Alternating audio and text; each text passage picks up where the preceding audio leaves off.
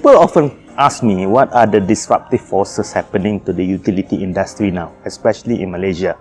Okay, I can name you 4. Number 1 is energy efficiency, number 2 is renewable energy, number 3 is EV charging, electric vehicle charging, and number 4 is battery storage. Okay, now let's talk about battery storage. The one technology is coming in a big way in Western countries, and it's also coming to Malaysia in our region. Now, battery storage is considered as a disruptive technology to utility industry now, because one can store electricity now. Say for example, you are not at home during the day. You can use solar electricity, you can store it, then you can use it during when you are at home at night.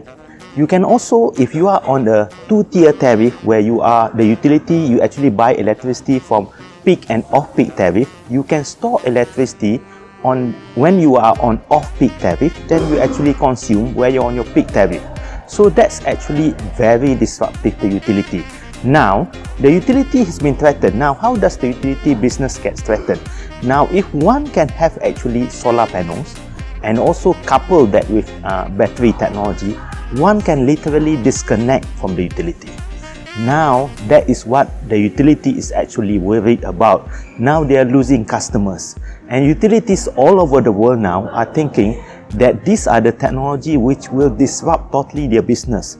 Because now you can disconnect, you can be on your own. You can be responsible for your own electricity bills, and you can be independent of the utilities.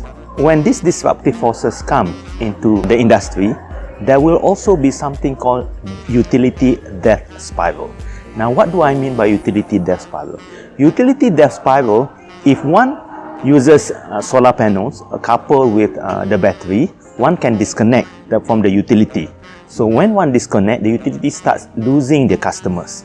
So, but then the utility still has to supply or use the same amount of assets to supply electricity. But then the utility now is losing customers. They are losing the kilowatt hour selling to the customers. So you have this problem of actually the utility having to invest in the same amount of capital expenditure, but with lesser kilowatt hour to sell. So it's numerator, which is the same, over a denominator which is getting less.